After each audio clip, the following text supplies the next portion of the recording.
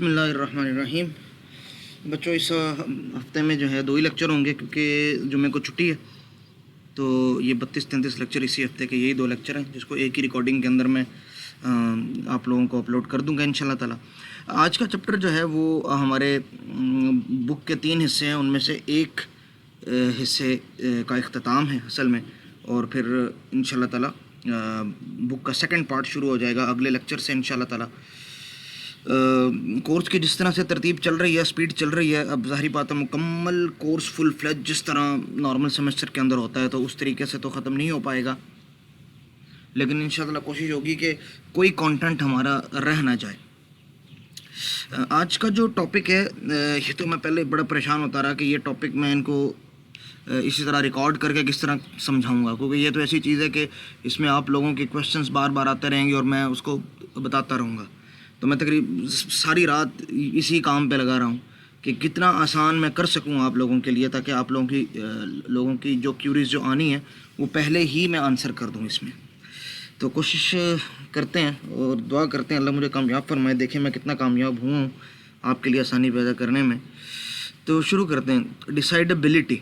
लेकिन उससे पहले, असल टॉपिक की तरफ जाने से पहले, उस टॉपिक को समझने के लिए जो 2-3 चीज़ें ज़रूरी हैं, प्री रिक्विजिट्स हैं इसके, मैं वो चाहूँगा कि आप लोगों को पहले बता दूँ, ताकि एन उस वक्त मुझे टॉपिक को ब्रेक करके ना बताना पड़े कि ये इस तरह, तो वो पहले से आपके जहन में हो, मैं सिर्फ आपको रेफ़र कर दूँ और आप लोगों को आइडिया हो जाए। तो कुछ चीज़ें जिनका पता होना ज़रूरी है डिसाइडेबिलिटी को शुरू करने से पहले, तो उसको शुरू करते हैं। तो पहले तो एक सिंपल एक इक्वेशन है, क्वाड्रेटिक इक्वेशन, और ये ऐसी इक्वेशन है जो आप 7th-8th क्लास से आपका वास्ता इससे पढ़ा हुआ है कि क्वाड्रेटिक इक्वेशन क्या होती है, उसकी जनरल फॉर्म है। अब क्वाड्रेटिक इक्वेशन को सॉल्व करने का मतलब ये होता है कि x की वैल्यू निकालना, कि x की वो कौन सी वैल्यू होगी जिसके लिए ax² + bx + c की वैल्यू 0 के इक्वल हो जाए, left hand side right hand side के इक्वल हो जाए। तो इसको इसके रूट्स मालूम करना भी कहते हैं। तो इसको मुख्तलिफ तरीके से सॉल्व किया जा सकता है। एक तरीका तो ये है कि आप x की वैल्यू को गेस करें और इसमें पुट करें और देखिए आंसर 0 आता है राइट लेफ्ट हैंड साइड पे कि नहीं। अगर आ गया तो ठीक, अगर नहीं आया तो अगली वैल्यू करें, गेस करें, नहीं आया फिर अगली वैल्यू गेस करें, और इसी तरह आप जो है ना अपना अंदाज़ा लगाते जाएं और अपने एक्सपीरियंस की बेस पे या किसी भी बेस पे, और आखिरकार कहीं आपको शायद रिज़ल्ट मिल ही जाए। अच्छा, दूसरा तरीका इस क्वेश्चन को सॉल्व करने का ये है कि आप क्वाड्रेटिक फार्मूला यूज़ कर लें। उसमें आपको ये जो ए बी सी 3 कांस्टेंट्स हैं, कोफिशिएंट्स, तो इनकी वैल्यूज़ फार्मूला में सिंपली पुट करनी है और आपको आंसर मिल जाएगा। तो किसी भी प्रॉब्लम को हल करने के लिए हमारे पास एक से ज़्यादा सोल्यूशन हो सकते हैं। अच्छा, यहाँ हमारे पास 2 सोल्यूशन हैं। इन 2 सोल्यूशन में फ़र्क क्या है मेजर, कि पहला जो सोल्यूशन है हमारे पास, हमें नहीं पता कि हमें रिज़ल्ट कब मिलेगा। भाई मेरा क्वेश्चन है कि ये वैल्यू जो है x की वैल्यू होगी -2 और फॉर एग्जांपल +3। 2 रूट्स होते हैं अमूमन क्वाड्रेटिक इक्वेशन के। तो मैंने वो वैल्यू पुट करके देखी, जनाब आंसर मेरा नहीं आया। अच्छा, आ गया तो बहुत खुशी की बात है, लेकिन अगर नहीं आया तो कब मिलेगा कोई पता नहीं। हमें पता नहीं रिज़ल्ट कब मिलेगा, तुक्के की बात है जी। ठीक है, गस है, दुरुस्त हो गया तो दुरुस्त, ना हुआ तो 1 लाख ट्राइस के बाद भी हमें रिज़ल्ट ना मिले। जबकि दूसरी क्वाड्रेटिक फार्मूले के अंदर ये बात नहीं है। अगर आपके पास ये 3 कोफिशिएंट्स हैं तो आपको करना क्या है, 4 मल्टीप्लाई करने। देखो 4 को a के साथ और इसके रिजल्ट को c के साथ, 2 मल्टीप्लाइज ये, b को b के साथ तीसरी मल्टीप्लाई ये, और 2 को a के साथ चौथी मल्टीप्लाई ये। ठीक है, 2 सब्ट्रैक्शन करने हैं, एक सब्ट्रैक्शन ये वाला और एक ये वाला। ये तो सिंपल कोफिशिएंट को माइनस करना है, तो असल में सब्ट्रैक्शन ये और ये है। एक एडिशन है यहाँ पे, एक स्क्वायर रूट है, और फिर आखिर में एक या 2 डिवाइड्स हैं जो भी है। तो बहरहाल आपको पता है कि आपको 9 या 10 स्टेप्स के अंदर आंसर मिल जाना आपका, बस इससे ज़्यादा कुछ नहीं। अब ये दोनों सोल्यूशन में फ़र्क आपको समझ में आया कि हैं दोनों सोल्यूशन, दोनों से रिज़ल्ट इंशाल्लाह मिलेगा, मिल सकता है। ठीक है, एक के अंदर हमें कंफर्म है कि इतने स्टेप्स के बाद रिज़ल्ट मिल जाएगा। ए बी सी की कौन सी वैल्यू है, कोई भी है, मल्टीप्लाई करो, ऐड करो, सब्ट्रैक्ट करो, स्क्वायर रूट निकालो, डिवाइड करो, आंसर आ गया। ठीक है। अच्छा, जो पहले वाला सॉल्यूशन था तो वो सॉल्यूशन ही, आंसर तो कभी इससे शायद मिल ही जाए, लेकिन प्रॉब्लम उसमें यह है कि हमें पता नहीं कि रिजल्ट कब मिलेगा, किस्मत के ऊपर है। इसी तरह बाइनरी सर्च और सीक्वेंशियल सर्च है कि आपके पास एक सॉर्टेड लिस्ट है असेंडिंग ऑर्डर में, ठीक है, जिसके अंदर 17 एलिमेंट्स हैं 0 से 16 तक। आपने उसमें करना है सर्च 37। तो आपके पास इस प्रॉब्लम को सॉल्व करने के लिए कई सोल्यूशन है। एक सोल्यूशन है जी बाइनरी सर्च, एक है सीक्वेंशियल सर्च। सीक्वेंशियल सर्च के अंदर क्या है कि आप हर वैल्यू को बारी बारी देखते हैं, हर वैल्यू को देखना है। अभी पहले इसको देखेंगे, फिर इसको, और हर दफ़ा देखेंगे मैच हो रही है कि नहीं। इसको देखा जी, ये 1 है 37 नहीं है, नहीं जी आगे जाओ। फिर ये 3 है 37 नहीं, आगे जाओ, फिर आगे जाओ, और कहीं जाके यहाँ पे वैल्यू मिलेगी, ठीक है। और बाइनरी सर्च के अंदर क्या है कि आप कहते हैं जी चूँकि एरे जो है या लिस्ट जो है वो सॉर्टेड, मिडल वाले एलिमेंट को देखो वो 37 से बड़ा है कि छोटा है। तो हमने मिडल वाले एलिमेंट को देखा, वो 37 से छोटा था। जब ये छोटा है और 37 इससे बड़ा है, तो इसका मतलब इस लेफ्ट वाले पोर्शन के अंदर तो ये एलिमेंट हो नहीं सकता, राइट वाले पोर्शन के अंदर होगा, ठीक है। तो इसकी तो हो गई छुट्टी इस पोर्शन की, ठीक है। अब इसके अंदर देखा, इसके अंदर हमने देखा कि मिडल वाला एलिमेंट ये है, तो इससे कंपेयर किया। जब इससे कंपेयर किया तो एक कंपैरिजन देखें यहाँ पे हुआ है, सॉरी यहाँ पे, दूसरा कंपैरिजन हमारे पास यहाँ पे हुआ है, तो इससे छोटा था। इसका मतलब इस वाले पोर्शन की छुट्टी, यहाँ एलिमेंट नहीं होगा, इनको चेक करने की ज़रूरत ही नहीं है। चेक हमने सिर्फ एक 23 को किया और एक 41 को किया, ठीक है। अच्छा, अब हमें पता है कि ये इस लिस्ट के अंदर हैं कहीं, ठीक है। तो तीसरा कंपैरिजन हम इस लिस्ट के मिडल में करेंगे। ये इससे वैल्यू बड़ी है या छोटी 37, इससे बड़ी है, ठीक है, तो इधर नहीं हो सकता। तो ये जो पोर्शन है इस पोर्शन के अंदर कहीं होगा। अब इस पोर्शन के अंदर चूंकि एक ही एलिमेंट है तो सर्च किया तो मिल गया, तो चौथे कंपैरिजन के ऊपर हमें सर्च मिल गया। काफ़ी फास्ट होती है बाइनरी सर्च। यहाँ आपको 12वें कंपैरिजन पे रिजल्ट मिल रहा है सीक्वेंशियल सर्च में, और बाइनरी सर्च के अंदर आपको चौथे कंपैरिजन के ऊपर रिजल्ट मिल रहा है। वर्किंग आप उसकी देख लें, ये उसकी वर्किंग है। यहाँ देखें, मिडल को देखा नहीं मिला, इस मिडल को देखा नहीं मिला, दोबारा इसको मिडल कंसिडर किया नहीं, ये एक ही लिस्ट थी, इसका मिडल भी यही था, कंपेयर किया मिल गया, यहाँ ये अभी तक लगा हुआ है। ये 3 या 4 स्टेप्स में मेजर आपको मिल गया, तीसरे स्टेप में यानी चौथे कंपैरिजन पे आपको मिल गया ये, और यहाँ पे जो है 11वें में यानी 12वें कंपैरिजन पे मिल गया, ठीक है। तो आप इसको किसी अंदाज से भी ले सकते हैं। अब आपसे क्वेश्चन ये है कि ये जो दोनों सर्चिंग टेक्निक्स हैं, मैंने आपको यहाँ पहले बता चुका हूँ कि आपके पास सोल्यूशन की कई टाइप्स हो सकती हैं। तो आपने ये बताना है कि इन दो में से, बाइनरी सर्च और सीक्वेंशियल सर्च में से, वो कौन सी ऐसी टेक्निक है, कौन सा सोल्यूशन है कि जो हमें गारंटी करता है कि आफ्टर सम फाइनाइट स्टेप्स आपके पास आंसर आ जाएगा डेफिनेटली। अच्छा, ये क्वेश्चन मैंने अपने एक स्टूडेंट से पिछले सेमेस्टर में पूछा था, और उस बच्चे ने कहा था जी कि बाइनरी सर्च चूँकि बहुत फास्ट है, तो इस वजह से बाइनरी सर्च के अंदर हमें पता है कि कोई फाइनाइट टाइम के बाद रिज़ल्ट मिल जाएगा। हालांकि ऐसा दुरुस्त नहीं है। ये दोनों ऐसे टेक्निक्स हैं कि जिसके अंदर आपको रिज़ल्ट एक फाइनाइट टाइम के बाद ज़रूर मिलेगा, और आपको पता है वो फाइनाइट टाइम कौन सा है, आप उसको एस्टिमेट कर सकते हैं, आप उसको प्रिडिक्ट कर सकते हैं। कैसे? सीक्वेंशियल पहले सर्च की बात करता हूँ। वो नंबर जिस उसके ऊपर है, इंडेक्स के ऊपर है, तो उतने कंपैरिजन चाहिए। तो बेस्ट केस में तो ये होगा कि आपके पास वो एलिमेंट जो है वो पहला एलिमेंट ही वो हो जिसको आपने सर्च करना है, तो सबसे पहले कंपैरिजन पे आपका काम हो जाएगा। लेकिन मैक्सिमम कितना जा सकता है?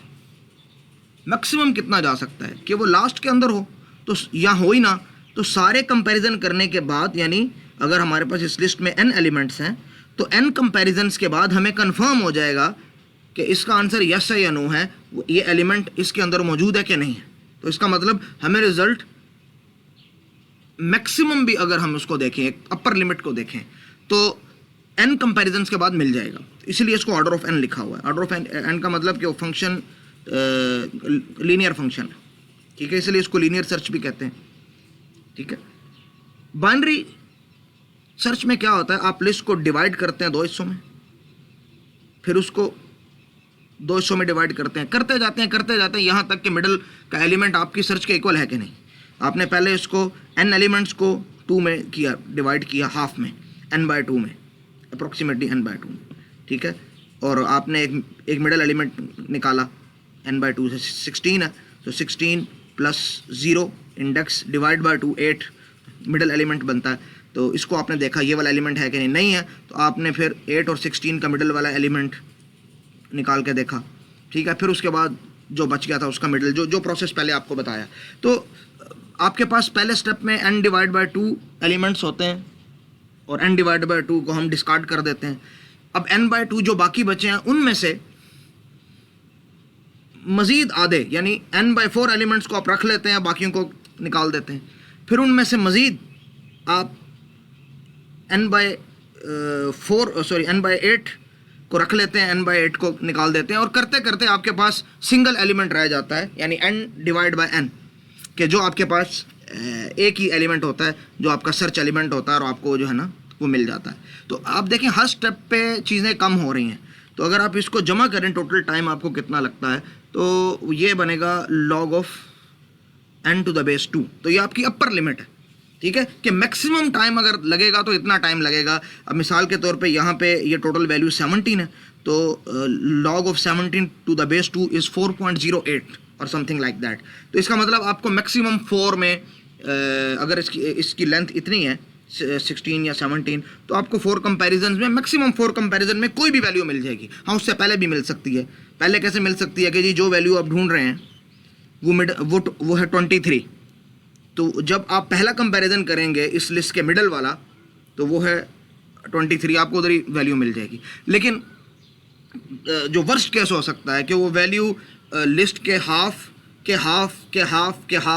के मिड में हो, एट द एंड, सबसे आखिर में, तो वो आपको जो है log of n⁻², यानी log of 17⁻², that is 4 point something. तो 4 कंपैरिजन के बाद आपको मिल जाएगा। तो आप कम से कम ये बता सकते हैं कि एक फाइनाइट टाइम ऐसा है, that is log of n⁻², कि जिसके अंदर आपको ये रिजल्ट मिल जाएगा। तो जब आप वक्त बता सकें तो इट मीन्स के आपने एस्टिमेट कर लिया, वो कोई फाइनाइट टाइम है, ज़ाहिर बात है, ठीक है। ये जो प्रॉब्लम थी पहले वाली क्वाड्रेटिक इक्वेशन का पहला सॉल्यूशन, इसमें आप एग्जैक्ट टाइम नहीं बता सकते कि हमारा तुक्का, हमारा गेस जो है ये कब सही होगा, ठीक है। इसमें आप कुछ भी एस्टिमेट नहीं कर सकते। तो इसके अंदर और इसके अंदर फ़र्क है, ठीक है। ये 2 चीज़ें अच्छी तरह समझ लीजिएगा कि अगर आपको टाइम किसी भी तरीके से पता चल सकता है, और वो टाइम यहाँ पे ऑर्डर ऑफ n या order of log of n⁻² है, तो इसका मतलब कि आपने एस्टिमेट कर लिया है। या वो कोई कांस्टेंट नंबर है, जिस तरह हमने क्वाड्रेटिक इक्वेशन में कहा था कि 9 स्टेप्स के बाद पता चलेगा, तो 9 इज़ आल्सो फाइनाइट, ठीक है। इनफाइनाइट टाइम हम उसको कहेंगे, या अनडिफाइंड टाइम हम उसको कहेंगे जब हमें पता ही नहीं है कि रिजल्ट कब आएगा। कोई हम उसकी अपर बाउंड बता ही नहीं सकते।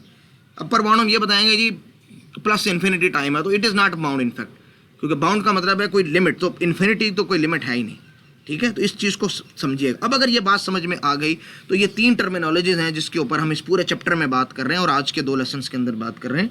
वो है इफेक्टिव सोल्यूशन क्या होता है, डिसीजन प्रोसीजर क्या होता है, और डिसाइडेबल प्रॉब्लम क्या होती है। तो बेस में आपकी बना चुका हूँ इन 3 कॉन्सेप्ट को समझने में।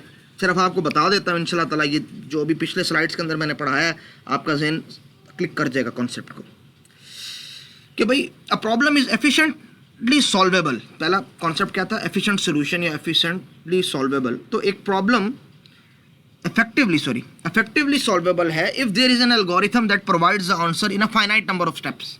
कि अगर उसको सॉल्व करने का कोई ऐसा मेथड हो, algorithm mean a method to solve the problem that gives you the answer in a finite number of steps। या दूसरे अल्फाज में आप प्रिडिक्ट कर सकें कि भाई ये लिमिट होगी अपर, ये एक फाइनाइट नंबर है, ये एक लिमिट होगी, यानी एक डिफाइंड नंबर है, तो इतने स्टेप्स के बाद आपको मिल जाएगा। तो maximum number of steps an algorithm will take must be predictable and that algorithm will be called as an effective solution। जैसा कि क्वाड्रेटिक इक्वेशन का सोल्यूशन एक इफेक्टिव सोल्यूशन है, इस तरह बाइनरी सर्च एक इफेक्टिव सोल्यूशन है, ठीक है। इसी तरह लीनियर सर्च या सीक्वेंशियल सर्च एक इफेक्टिव सोल्यूशन है। हमें पता है कि कितने टाइम के बाद हमें रिजल्ट मिल जाएगा, मैक्सिमम टाइम क्या होगा, अपर लिमिट क्या होगी। ये तो हो गया इफेक्टिव सॉल्यूशन। अगला है डिसीजन प्रोसीजर। डिसीजन का मतलब होता है फैसला, ठीक है। तो कुछ इफेक्टिव सॉल्यूशन ऐसे होते हैं जिनमें सारे एल्गोरिथम को रन करने के बाद हमें कुछ वैल्यू रिटर्न करनी होती है, रिटर्न ट्रू और फॉल्स। तो अगर कोई ऐसा एल्गोरिथम है जिसको जो फाइनाइट टाइम में रन हो जाता है, फाइनाइट टाइम के अंदर अपना रिजल्ट दे देता है, लेकिन वो रिजल्ट क्या होता है असल में, वो होता है रिटर्न ट्रू या रिटर्न फॉल्स। तो उस एल्गोरिथम को हम कहते हैं डिसीजन प्रोसीजर, कि इस प्रोसीजर के बाद आप कुछ डिसीजन करते हैं यस या नो का। तो an effective solution to a problem that has a yes और no answer is called a decision procedure. तो आप आसानी के लिए इसको ऐसा समझ लें कि ऐसा एल्गोरिथम जो आपको फाइनाइट टाइम के अंदर रिजल्ट दे, ऐसा फंक्शन अगर आप बनाएं, उस एल्गोरिथम को अगर आप लिख लें तो वो इफेक्टिव सॉल्यूशन होता है। और लेकिन अगर वो कोई वैल्यू, अगर उसकी फंक्शन की रिटर्न वैल्यू ट्रू या फॉल्स है तो उसको हम डिसीजन प्रोसीजर कहेंगे, ठीक है। और ये डिसीजन प्रोसीजर जिस प्रॉब्लम को सॉल्व करने के लिए था, मिसाल के तौर पे सर्च करो, तो सर्च करने की जो प्रॉब्लम थी वो डिसाइडेबल प्रॉब्लम थी, कि हाँ उसको डिसाइड किया जा सकता है यस या नो के फॉर्म में, क्योंकि उसका डिसीजन प्रोसीजर है। और वो डिसीजन प्रोसीजर क्या, लीनियर सर्च भी हो सकता है, बाइनरी सर्च भी हो सकता है, ठीक है। तो उम्मीद है कि तीनों कॉन्सेप्ट आपको समझ में आ गए होंगे, ठीक है ना। अच्छा, अगर ये बात समझ में आ गई है तो अब हम इस चैप्टर के एजेंडे के ऊपर जाते हैं कि how can you decide, decidability है ना। तो can you decide the two regular expressions define the same language, या दूसरा क्वेश्चन ये हो सकता है कि can you decide the two finite automatas are equivalent और they define the same language, ठीक है। यानी ये प्रॉब्लम्स डिसाइडेबल प्रॉब्लम्स हैं कि नहीं, यानी इनका कोई डिसीजन प्रोसीजर है कि नहीं, यानी इनका कोई ऐसा इफेक्टिव सॉल्यूशन है जिसका आंसर यस या नो में हो, या दूसरे अल्फाज में क्या इन क्वेश्चंस को सॉल्व करने के लिए कोई ऐसा एल्गोरिथम है जो फाइनाइट नंबर ऑफ स्टेप्स के बाद हमें यह बता दे कि इसका आंसर यस है या नो है। बस ये खुलासा हो गया। और तीसरा क्वेश्चन कि can we decide about a language, about a regular language that it is finite और इनफाइनाइट, क्योंकि नॉन रेगुलर लैंग्वेज तो सारी इनफाइनाइट होती हैं, उसको डिसाइड करना ही नहीं है। अगर किसी ने कहा ये नॉन रेगुलर लैंग्वेज है तो वो तो इनफाइनाइट है। हाँ, रेगुलर लैंग्वेजेस कुछ फाइनाइट होती हैं, कुछ इनफाइनाइट होती हैं। तो क्या किसी रेगुलर लैंग्वेज के बारे में आप डिसाइड कर सकते हैं कि वो फाइनाइट है या इनफाइनाइट है। तो ये जो 2-3 स्लाइड्स हैं, इनको गौर से पढ़िए और इसको गौर से समझिए। तो उम्मीद है आपको चीज़ें समझ में आ गई होंगी। अगर ये चीज़ समझ में आ गई है, अब हम आगे चलते हैं कि ये जो तीनों के तीनों क्वेश्चंस हैं, प्रॉब्लम्स हैं, ये डिसाइडेबल तब होंगी जब इनका कोई डिसीजन प्रोसीजर हो, यानी कोई इफेक्टिव सॉल्यूशन हो जिसके अंदर यस नो हो, यानी नंबर ऑफ स्टेप्स प्रिडिक्टेबल हों, और उसके बाद ये बताया कि हाँ जी हो सकता है या नहीं हो सकता, कुछ भी आंसर हो, यस या नो कोई भी आंसर हो, तो that is a decision. Yes सिर्फ यस डिसीजन नहीं है, नो भी एक डिसीजन है, ठीक है। तो अब हम पहले क्वेश्चन की तरफ जाते हैं कि how can we tell if two regular expressions define the same language. तो देखें, एक सोल्यूशन तो इसका ये है कि जी सिंपल रेगुलर एक्सप्रेशन है जी, देख के बता दें उसको। Simple regular expressions are easy to deal with, we can tell about them by just looking at them. जैसे कि एक रेगुलर एक्सप्रेशन है a into a plus b whole star और दूसरी है b into a plus b whole star. आपको पता है कि ये दोनों इक्वल नहीं है। क्यों? एक में हमेशा स्ट्रिंग a से शुरू होगा, दूसरे में हमेशा स्ट्रिंग b से शुरू होगा, ये इक्वल नहीं है। तो हम बता सकते हैं कि दो रेगुलर एक्सप्रेशन सेम है या नहीं। इस सूरत में सेम नहीं है, एक ही लैंग्वेज को नहीं बता रहे, इक्विवेलेंट नहीं है। लेकिन of course this is not a universal solution. Her question का आप इस तरीके से आंसर नहीं दे सकते। मिसाल के तौर पे ये लें, some regular expressions are very complex and we cannot judge it by just having a look at them। ये दोनों रेगुलर एक्सप्रेशन है, ज़रा इस पे अपना सारा इल्म झाड़ के देख लें तो ठीक है, थोड़ा सा गौर फिक्र करने के बाद तो शायद आपको समझ में आ जाए। लेकिन इससे भी कम्प्लेक्स एग्जांपल्स होंगी। तो ये एक यूनिवर्सल सॉल्यूशन नहीं है, और ना ही ऐसा है कि जी इतने टाइम के बाद आपको पता चलता है कितना नंबर ऑफ स्टेप्स के बाद, ठीक है। तो सोल्यूशन ऑफ कोर्स से है, लेकिन यूनिवर्सल सॉल्यूशन नहीं है, और हर जगह ये चलेगा भी नहीं। बाज़ दफ़ा इतनी कम्प्लेक्स रेगुलर एक्सप्रेशन होंगी कि आप कहेंगे भाई मैं तो परेशान हो गया। तो जब मज़े की बात ये बताऊं कि ये जो दोनों रेगुलर एक्सप्रेशन लिखी हैं ये इक्विवेलेंट हैं, दोनों सेम लैंग्वेज ही को रिप्रेजेंट करती हैं। इस पर गौर व फिक्र बात में करते रहना। अब हम आगे चलते हैं। अगला सोल्यूशन, इस प्रॉब्लम को हम सॉल्व करना चाहते हैं लेकिन ये वाला सोल्यूशन ठीक नहीं है, एक और सोल्यूशन है। इस तरह करते हैं कि दोनों रेगुलर एक्सप्रेशन जो हमें गिवन है उसके वर्ड्स जनरेट करके देख लेते हैं। तो इसके भी वर्ड्स जनरेट करना शुरू कर देते हैं, एक रेगुलर एक्सप्रेशन के और दूसरी रेगुलर एक्सप्रेशन के वर्ड्स भी हम जनरेट करना शुरू कर देते हैं और उनको एक ऑर्डर के अंदर जनरेट करते हैं। एक ऑर्डर के अंदर उनको करते हैं जनरेट, कि जो सबसे छोटा अल्फ़ाबेट है वो पहले हम करेंगे प्लेस, उसके बाद जो उससे बड़ा, उसके बाद जो उससे बड़ा, और इसी तरह। तो होगा क्या, जब तक हमें कोई ऐसी एग्जांपल ना मिल जाए, कोई ऐसा वर्ड ना मिल जाए जो एक तो जनरेट कर रहा है दूसरा जनरेट नहीं कर रहा, कॉन्फ्लिक्ट दोनों में ना आ जाए, हम तब तक इसको करते रहेंगे। और जैसे ही कॉन्फ्लिक्ट आएगा हम कहेंगे जी देखें दोनों लैंग्वेजेस सेम नहीं है। अच्छा, एक सूरत में ये सोल्यूशन यूनिवर्सल है और एक सूरत में नहीं है। एक सूरत में तो ये यूनिवर्सल इसलिए नहीं है कि अगर कोई लैंग्वेज दोनों इन्फानाइट हैं और आपने 1 करोड़ वर्ड्स इस लैंग्वेज के भी देख लिए उसके भी देख लिए, मैच कर रहे हैं, तो ये गारंटी तब भी नहीं है कि अगले 1 करोड़ के बाद भी हो सकता कोई ऐसा वर्ड हो जो मैच ना करता हो। बाकी ये पॉसिबिलिटी है, लेकिन चलो इस पॉसिबिलिटी को भी हम रखते हैं साइड पे। हम कहते हैं जी चलो अगर हमें बहुत सारे कंपैरिजन्स के बाद कोई आखिर में एक अल्फ़ाबेट मिलता है, सॉरी एक वर्ड मिलता है जो कि मैच नहीं कर रहा, तो इसका मतलब रिजल्ट तो मिल जाएगा हमें, ठीक है। सोल्यूशन यूनिवर्सल है, सबके लिए मिलेगा, लेकिन इफेक्टिव सोल्यूशन नहीं है। क्यों? Number of steps taken to decide is not predictable. हो सकता है कि पहले कंपैरिजन के बाद हो सकता है 95, हो सकता है 2,50,000 करोड़ कंपैरिजन्स के बाद आप कह रहे हो कि यार अभी तक तो कोई मैच हुआ ही नहीं है, चलो हो सकता है अगले 50 करोड़ के बाद हो जाए। तो इफेक्टिव सोल्यूशन नहीं है। आप नहीं कह सकते कि जी इतने टाइम के बाद मिल जाएगा, चाहे वो टाइम बहुत ज़्यादा ही हो। देखें, इफेक्टिव सोल्यूशन में ज़रूरी नहीं कि टाइम बड़ा शॉर्ट हो। आप कहेंगे जी 1 लाख कंपैरिजन के बाद कंफर्म है कि यस या नो में आंसर दे दूंगा, तो हम कहेंगे ये इफेक्टिव, ये जो है ना डिसाइडेबल है, ठीक है। लेकिन यहाँ तो ये सूरत ही नहीं है, तो ये काम भी नहीं चलेगा। अच्छा, इस क्वेश्चन को भी हम रखते हैं साइड पे, दूसरे क्वेश्चन को देखते हैं। ये क्वेश्चन तो था कि ये क्वेश्चन नंबर 1 था कि how can we tell if 2 regular expressions define the same language, और क्वेश्चन नंबर 2 है कि how can we tell if 2 finite automata define the same language, और in other words they are equivalent. तो असल में ये दोनों एक ही क्वेश्चन है, ठीक है, इसलिए कि हमें पता है regular expression is equal to R E, ठीक है। तो अगर हम ये कहना चाह रहे हैं कि 2 रेगुलर एक्सप्रेशन सेम है कि नहीं, तो अगर उन दोनों का एफ ए बना लें, तो अगर हम उसका आंसर कर दें कि 2 एफ ए सेम है कि नहीं, तो बात तो एक ही हो जाएगी, ठीक है। तो अगर अब अगर हमारे पास क्वेश्चन नंबर 1 को सॉल्व करने के लिए कोई सोल्यूशन है तो वो 2 के लिए भी चल जाएगा, और अगर 2 के लिए है तो वो 1 के लिए भी चल जाएगा। कैसे? अगर आपको यह पता है कि कोई ऐसा डिसीजन प्रोसीजर है कि उसके ज़रिए आप 2 रेगुलर एक्सप्रेशंस को डिसाइड कर सकते हैं कि वो इक्विवेलेंट है कि नहीं, और आपको क्वेश्चन रेगुलर एक्सप्रेशन ही की फॉर्म में दिया हुआ है, तो ठीक है, उसको अप्लाई कर लें। और अगर एफ ए की फॉर्म में दिया हुआ है तो एफ ए को रेगुलर एक्सप्रेशन में कन्वर्ट करें और फिर रेगुलर एक्सप्रेशन वाला फार्मूला लगा दें। और इसी तरह अगर आपके पास एफ ए वाला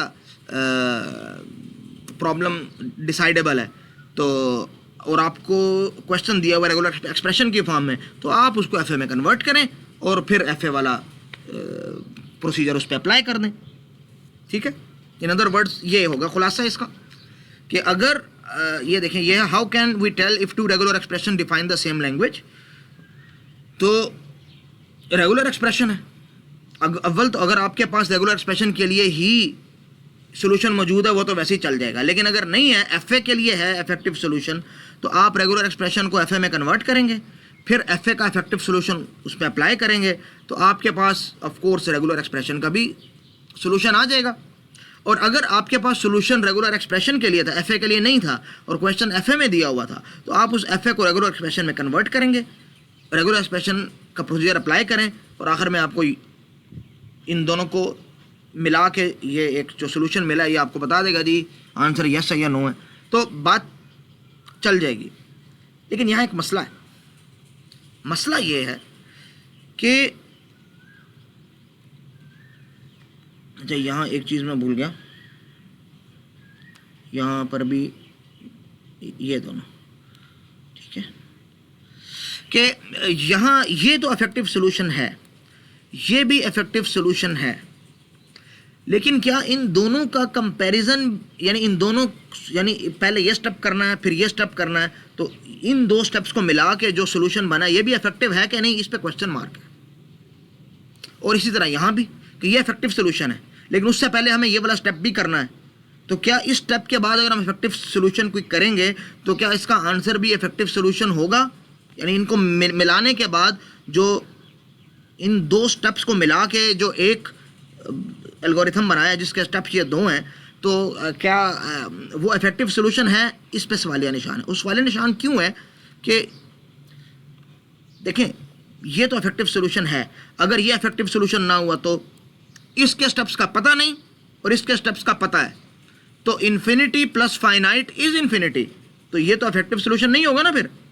तो अगर हमें ये कहना है कि ये भी इफेक्टिव सोल्यूशन है, तो इसके जो दो कॉन्स्टिट्यूएंट्स हैं, ये वाला मॉड्यूल और ये वाला मॉड्यूल, दोनों को इफेक्टिव सोल्यूशन होना चाहिए।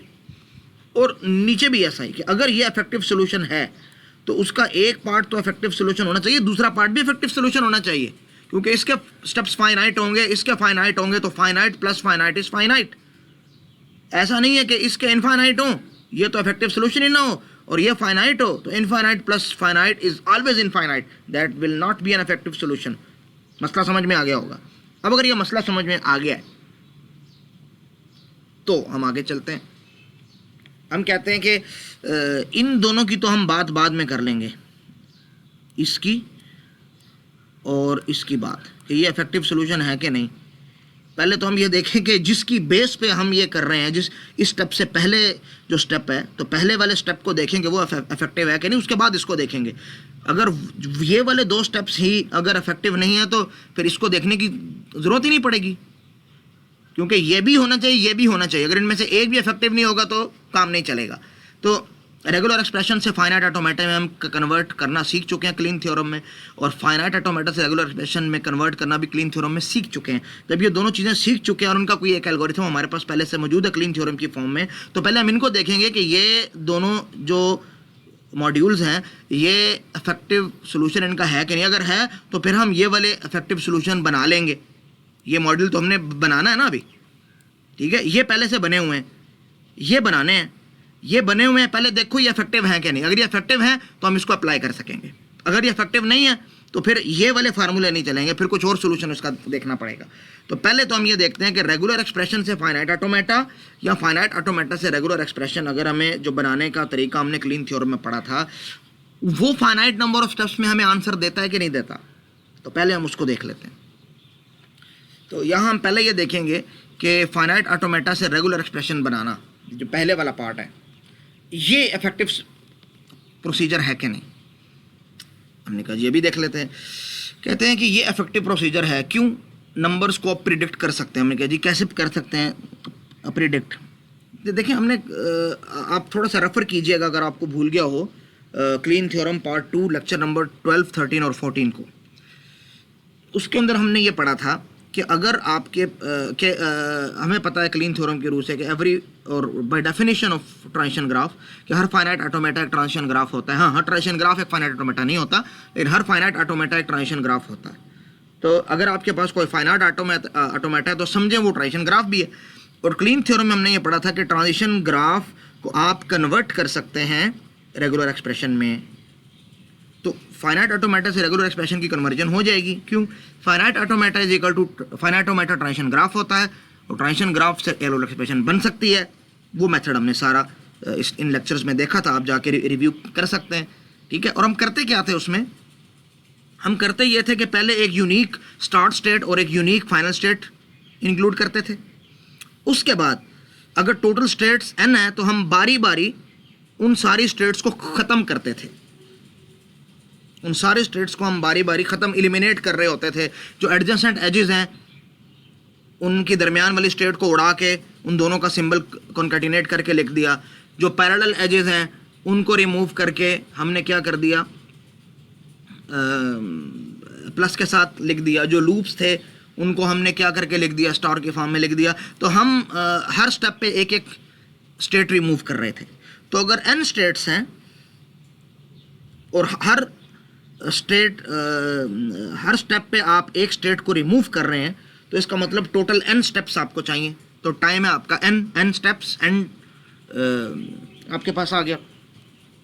अब कहते हैं कि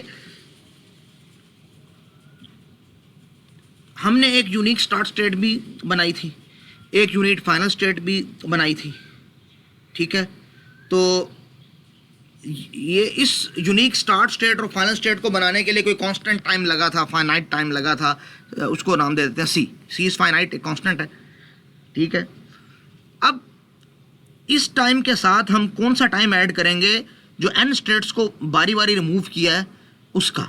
तो n स्टेट्स हैं, n स्टेप्स हैं, और हर स्टेप में रिमूव करने में कोई कांस्टेंट टाइम लगता है k। तो n इंटू के इसका आंसर होगा। तो टोटल टाइम जो किसी भी फाइनाइट ऑटोमेटा को या ट्रांजिशन ग्राफ को इन अदर वर्ड्स रेगुलर एक्सप्रेशन में कन्वर्ट करने के लिए चाहिए वो है टाइम c, यानी एक स्टेट हमने ऐड की इनिशियल, एक स्टेट हमने ऐड की फाइनल एक्स्ट्रा, और फिर k इंटू एन, यानी n स्टेट्स हैं और हर स्टेट को रिमूव करने में हमें k टाइम लगा है, मैक्सिमम k स्टेप्स लग सकते हैं, कोई कांस्टेंट नंबर ऑफ स्टेप्स हैं, ठीक है।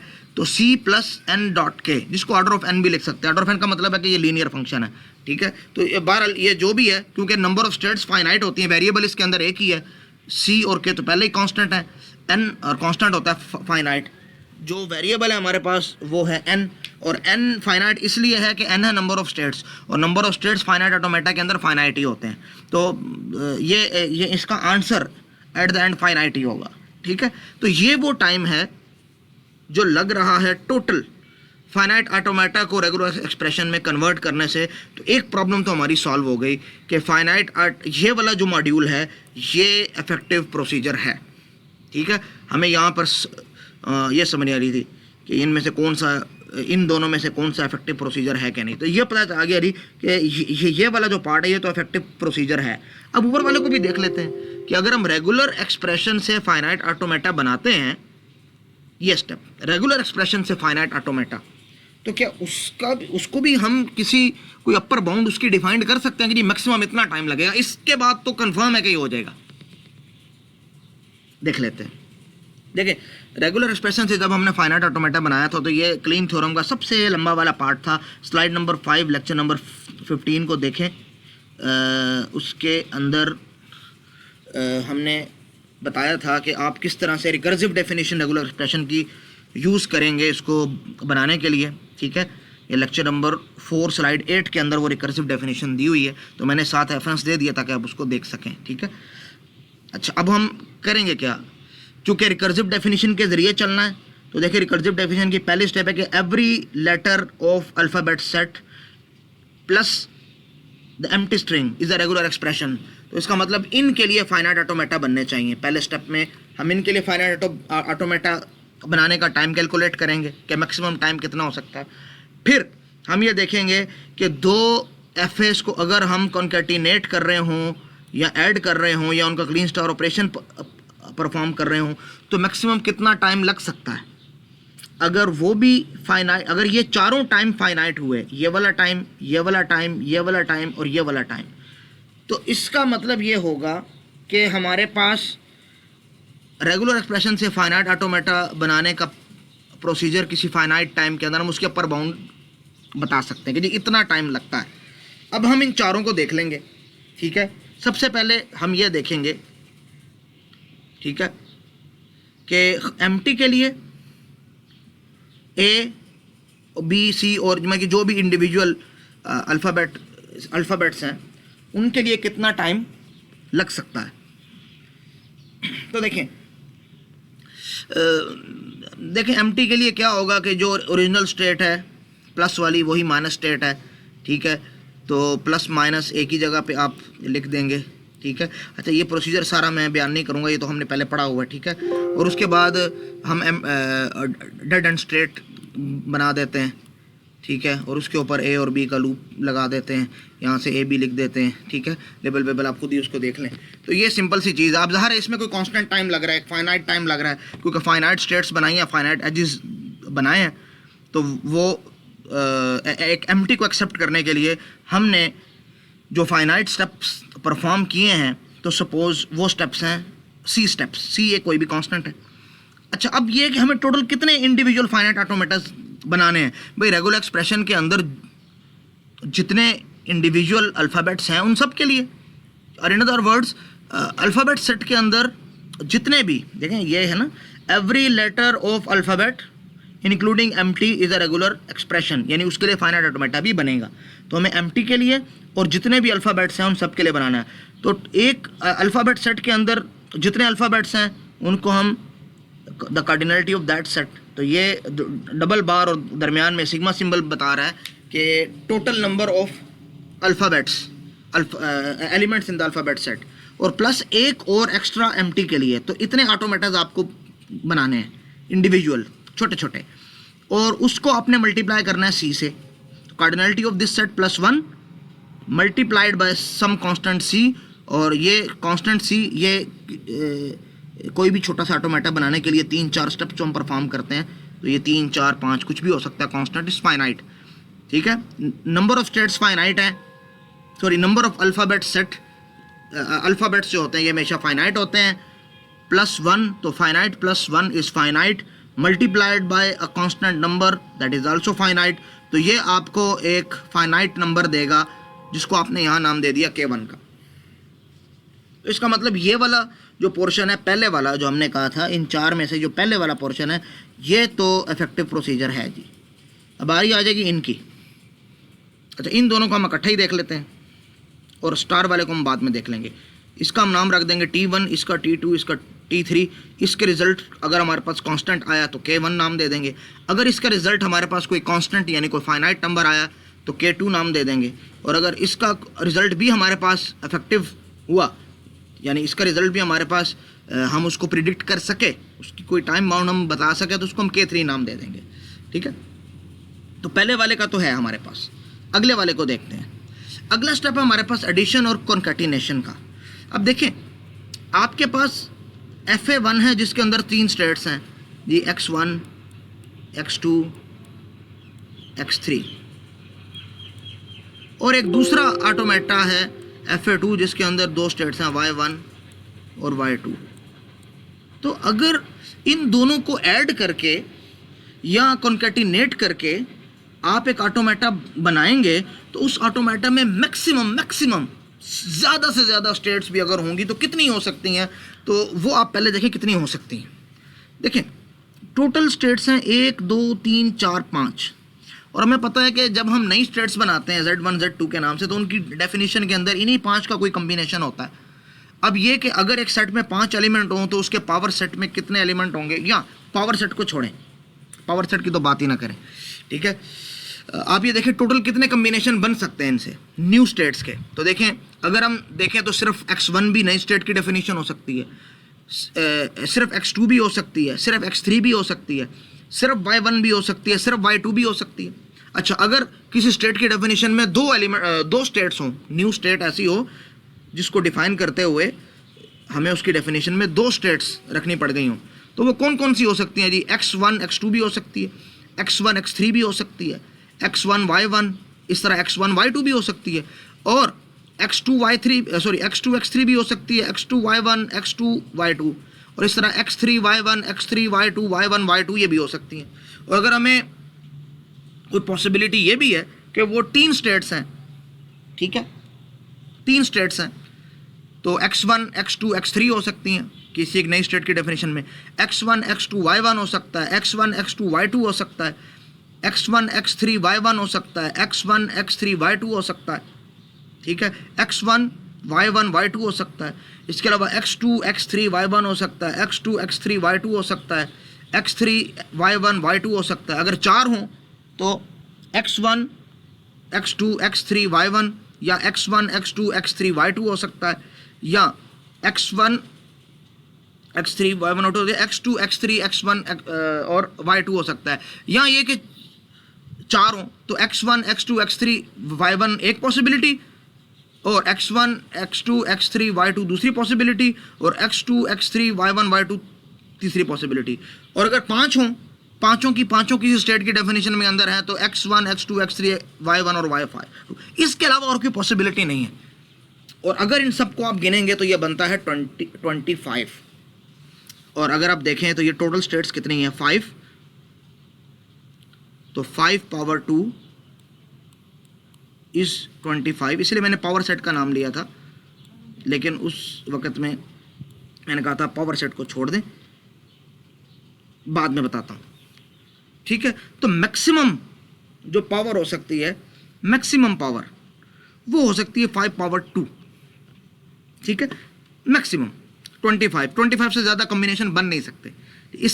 इसके अलावा यानी इसके बाद जो भी कॉम्बिनेशन बनेगा वो इन्हीं 25 में से किसी एक कॉम्बिनेशन बनेगा, तो नई स्टेट नहीं बनेगी इसके बाद भी, ठीक है। तो ये है कि अच्छा, और ये एडिशन के लिए भी और कॉन्कैटिनेशन दोनों के लिए यही रूल है, ठीक है। दोनों के लिए यही रूल है कि अगर आप ऐड कर रहे हैं दो ऑटोमेटास का, तो इन्हीं 25 स्टेट से ज़्यादा स्टेट नहीं बन सकती। अगर आप कॉन्कैटिनेट कर रहे हैं तो इन्हीं 25 स्टेट से ज़्यादा नहीं बन सकती। For rule 2 and rule 3 of part number 3, यानी एडिशन और कॉन्कैटिनेशन के लिए, तो देयर आर 2 ऑटोमेटास, एक का नाम FA1 एक का FA2 है। एक के अंदर स्टेट्स हैं N1, दूसरे के अंदर N2, तो टोटल मिला के N1 प्लस N2 हो गया, यानी यहाँ पे 3 और 2 5 हो गया, ठीक है। तो number of states in the, इधर मुझे थोड़ी सी चीज़ रह गया, मैक्सिमम नंबर ऑफ स्टेट्स होना चाहिए यहाँ पे, एग्जैक्ट तो ये नहीं है ना, कम भी हो सकती हैं और कम होती हैं। तो maximum number of states in the resulting finite automata is N1 plus N2 to the power 2। ये मैंने पावर थोड़ी सी गलत लिख दी है यहाँ पे, यहाँ पे ठीक है, यहाँ पे गलत लिख दी है, ठीक है। अच्छा, ये तो हो गया कि N1 plus N2 to the power 2, यानी 3 plus 2 to the power 2, 5 power 2 is 25, ठीक है। अच्छा, अब देखें टोटल स्टेट्स जो बननी है एडिशन में या कॉन्कैटिनेशन में, वो बननी है हमारे पास, कितनी बननी है, N1 plus N2 to the power 2। अच्छा, और अगर N1 प्लस N2 की पावर N1 प्लस N2 ले लें, अगर हम 5 पावर 5 ले लें तो कितना बनता है, 125। तो 125 तो इससे भी ऊपर चली जाएगी, ठीक है। तो ये मैं आपको बताता हूँ कि ये मैंने नीचे N1 प्लस N2 क्यों लिखा है। तो 5 power 2 is always less than 5 power 5, ठीक है। तो N1 plus N2 to the power 2 is always less than N1 plus N1 to the power 5। तो ये जिस तरह ये अपर लिमिट अगर ये किसी की अपर लिमिट है तो ये भी अपर लिमिट बन सकती है, क्योंकि ये तो उससे भी ऊपर है, तो और ये भी फाइनाइट है, तो इसमें कोई इतना बड़ा मसला नहीं है। अगर हम आगे N1 प्लस N2 भी लिख लेते हैं, और अगर 2 भी लिख लेते हैं तब भी कोई मसला नहीं। अच्छा, टोटल स्टेट तो बनेंगी इतनी स्टेट बनने के बाद अब ये देखना है कि ये कितनी दफ़ा काम हुआ है। ये स्टेट हमें अगर मैक्सिमम बनाए तो कितनी दफ़ा बनाएंगे भाई। रेगुलर एक्सप्रेशन के अंदर अगर, अब ज़ाहिर है रेगुलर एक्सप्रेशन जो होती है उसके अंदर कुछ एडिशंस होते हैं, कुछ कॉन्कैटिनेशंस होते हैं। तो अगर M एडिशंस और कॉन्कैटिनेशंस है, मिसाल के तौर पे रेगुलर एक्सप्रेशन है A plus B into A plus B, तो इसके अंदर 2 एडिशंस हैं और 1 कॉन्कैटिनेशन है, ठीक है। टोटल हो गए 3। तो इन 3 दफ़ा जब ये एल्गोरिथम आप रन करेंगे तो तीनों दफ़ा हो सकता है कि आपकी मैक्सिमम 25 स्टेट्स बन रही हों। ये पॉसिबल नहीं होता, ये मैं बहुत मैक्सिमम लिमिट बता रहा हूँ, अपर लिमिट इसकी मैं बता रहा हूँ कि इससे ज़्यादा, यानी कि इतने पे तो रिजल्ट पता चल ही जाएगा ना, ठीक है। तो हमारे पास N1 plus N2 to the power 2 है, ठीक है। ये टोटल नंबर ऑफ स्टेट्स हैं, और ये जो स्टेट्स बनी हैं ये M टाइम्स बनी हैं, क्योंकि M टाइम्स एडिशन या कॉन्कैटिनेशन थी रेगुलर एक्सप्रेशन के अंदर। और हर स्टेट को जब हम बनाते हैं, उसके 2 एजेस को डिफाइन करते हैं, तो उसके लिए हमें कुछ फाइनाइट नंबर ऑफ स्टेप्स चाहिए होते हैं, D। तो D भी मल्टीप्लाई कर देंगे कि इतनी स्टेट्स हैं, हर स्टेट को बनाने में इतना टाइम लगता है, और ये सारा स्टेप M टाइम्स हुआ है, क्योंकि M एडिशन या कॉन्कैटिनेशन थे रेगुलर एक्सप्रेशन के अंदर, ठीक है। तो नंबर ऑफ स्टेट्स फाइनाइट, उनकी पावर लेंगे, आंसर आएगा वो फाइनाइट। ये 2 कांस्टेंट हैं, ये सब के सब जो हैं ये फाइनाइट, और ये एग्जैक्ट टाइम नहीं है, ये अपर बाउंड है, ठीक है। यानी इसमें तो खाम में रिजल्ट मिल ही जाएगा। तो ये जो फाइनाइट नंबर है इसका आंसर हमने या लिख देते हैं K2, इसको नाम दे देते हैं। तो T2 is less than some finite value, we can name it as K2, या ये सारी भी लिख सकते हैं, लेकिन इतनी बड़ी वैल्यू लिखने के बजाय K2 ज़्यादा होता है, मुनासिब होता है। ठीक है, ये हो गया। अब हम स्टार ऑपरेशन के लिए देखते हैं। स्टार ऑपरेशन के लिए भी यही चीज़ है कि आपके पास टोटल नंबर ऑफ स्टेट्स कितनी हो सकती हैं स्टार ऑपरेशन में। ठीक है, आपने कहा जी मेरे पास एक ऑटोमेटा है जिसके अंदर x1, x2 और x3 ये 3 स्टेट है, तो मैं उनको जो है ना उसका क्लीन स्टार ऑपरेशन परफॉर्म करना चाह रहा हूँ। आपने कहा जी ठीक है जी, बिस्मिल्लाह, बिल्कुल करो। तो इसको जब नई स्टेट बनेगी तो उनकी डेफिनेशन में क्या क्या हो सकता है, तो मैं कहा जी खाली x1 हो सकता है, x2 हो सकता है, x3 हो सकता है। अच्छा, x1 और x2 दोनों हो सकते हैं, x1 और x3 ये भी हो सकते हैं, और x2 और x3 भी हो सकते हैं। ठीक है, और x1, x2, x3 भी हो सकते हैं, ये सारे हो सकते हैं। ठीक है, तो टोटल ये बनते हैं कोई 6-7। ठीक है, 1 2 3 4 5 6 7 बनते हैं टोटल। ठीक है, और 8वां पे एम्प्टी सेट होता है, उसको आप इंक्लूड करें या ना करें। ठीक है, 8 हो गए। सही है, तो अब आप देखें मैक्सिमम जो इसकी पावर हो सकती है कि उससे ज़्यादा एक्सीड नहीं करेगा। अगर आप n पावर 2 ले लें, यहाँ भी मैंने 2 ही लिखना था और मैंने थोड़ी गलती कर दी, यहाँ पे भी कोई बात नहीं, आंसर पर हमारा फ़र्क नहीं आएगा क्योंकि हमने उसको K3 नाम दे दिया हुआ है। ठीक है, मैं स्लाइड्स में इसको ठीक कर दूंगा कि n पावर 2 यानी 3 टू द पावर 2, 3 3 is 9, यानी 9 से कम ही बनेंगी, 9 से ज़्यादा स्टेट नहीं बनेंगी कभी भी। तो सपोज 9 बन गई, तो 9 भी एक फाइनाइट नंबर है। ठीक है, और हर एक को बनाने में एक टाइम लगता है, जैसे टाइम है उसका b, तो हमने उस 9 के साथ यानी n² के साथ b मल्टीप्लाई कर दिया, और टोटल जो स्टार्स हैं हमारी रेगुलर एक्सप्रेशन में, वो मिसाल के तौर पे a नंबर ऑफ स्टार्स हैं, a कोई भी कांस्टेंट है, 5 6 जितने भी स्टार्स हैं। ठीक है, तो वो हमने इससे मल्टीप्लाई कर लिया। ठीक है, तो ये टोटल हमारे पास मैक्सिमम नंबर ऑफ स्टेप्स आ जाएंगे इसको सॉल्व करने के लिए। ठीक है, तो टोटल टाइम हमारे पास आ जाएगा T1 + T2 + T3 यानी कि K1 + K2 + K3, और तीनों फाइनाइट हैं, कोई नंबर्स हैं, और वो 3 फाइनाइट नंबर मिलके एक फाइनाइट नंबर ही बनाते हैं। तो ये उसकी अपर लिमिट है। टाइम विल बी यानी नंबर ऑफ कंप्यूटेशनल स्टेप्स या time will be always less than equal to this number of K। तो हमने उसकी एक अपर बाउंड बता दी है कि K स्टेप के बाद तो हमें रिजल्ट मिलेगा ही मिलेगा भाई, पक्का मिलेगा। ठीक है, ये अपर बाउंड है, जैसा कि हम उसके अंदर बता रहे थे सीक्वेंशियल सर्च के अंदर कि n कंपैरिजन के बाद तो रिजल्ट पक्का मिलेगा। और बाइनरी सर्च के अंदर हमने क्या बताया था कि log of n to the base 2 comparisons के बाद तो रिजल्ट पक्का मिल जाएगा। और हम जिस तरह उसके अंदर बता रहे थे क्वाड्रेटिक इक्वेशन के अंदर के 9 स्टेप्स के बाद तो हमें रिजल्ट पक्का मिल जाएगा। तो यहाँ भी हमने बता दिया कि जी ज़्यादा से ज़्यादा, हमने तो बड़ी मैक्सिमम नंबर सपोज किए हैं कि जी इससे ज़्यादा स्टेट नहीं बन सकती। और हमने पिछले इतने क्वेश्चन सॉल्व किए हैं 2 ऑटोमेटास को कंबाइन करने में, जिसमें एक की स्टेट 3 थी, एक की 2 थी, हमारी कभी भी 25 स्टेट नहीं बनी, 8-10 से ज़्यादा स्टेट बनी नहीं हमारी। तो हमने तो एक बड़ी एक्सट्रीम पे जाके सोचा है कि अगर मैक्सिमम बनती तो 25 बनती, ज़्यादा से ज़्यादा करनी है 100 कर लो भाई, उससे ज़्यादा तो नहीं बनेंगी ना। तो 100 एक फाइनाइट नंबर ही है, 1 करोड़ कर लो फाइनाइट नंबर है। तो as far as you can prove that कि वो एक ऐसा फाइनाइट नंबर है जिसकी आप अपर लिमिट बता सकते हो कि भाई इतने वक्त तक तो पक्का है कि रिजल्ट आ जाएगा। तो इसका मतलब वो इफेक्टिव प्रोसीजर है। अब हमारा मसला सॉल्व हो गया यहाँ तक कि ये दोनों मेथड, ये वाला भी इफेक्टिव है, ये वाला भी इफेक्टिव है। अब हमें क्या करना है, इन दोनों में से कोई एक प्रोसीजर को डिफाइन करना है। या हम इसको बना लें या हम ये सोल्यूशन बना लें, इन दोनों में से कोई भी सोल्यूशन हमने बना लिया, हमारा काम चल गया। क्यों? अगर हमने FA का सोल्यूशन बना लिया तो FA का सोल्यूशन तो बन गया है, फिर इस पूरी की तो ज़रूरत ही नहीं है इस वाले की, क्योंकि वो FA का सोल्यूशन है ना, वो तो बन गया। और अगर FA और RE टू FA का सोल्यूशन पहले ही मौजूद है तो ये बन गया, और ये पहले से बना हुआ है, ये अभी हमने बना लिया, हमारे पास RE का सोल्यूशन भी आ गया। तो FA वाला क्वेश्चन भी सॉल्व हो जाएगा, RE वाला क्वेश्चन भी सॉल्व हो जाएगा। ठीक है, तो इन दोनों में से हमें किसी एक को सॉल्व करना है, जिसको भी सॉल्व कर लिया हमारे दोनों मसले हल हो जाएंगे। ठीक है। All we have to do is to show that the solution of either question number 1 और question 2 is an effective solution. ये अगर इफेक्टिव सोल्यूशन है, ये भी इफेक्टिव सोल्यूशन है, फाइनाइट स्टेप्स इसके, फाइनाइट स्टेप्स इसके, यस नो की फॉर्म में रिजल्ट होगा, आंसर हमारे पास डिसाइडेबल होगा। अब दोनों पॉसिबिलिटीज को देख लेते हैं। एक पॉसिबिलिटी तो ये है कि आप इफेक्टिव सोल्यूशन बनाएं फाइनाइट ऑटोमेटा के लिए, ठीक है।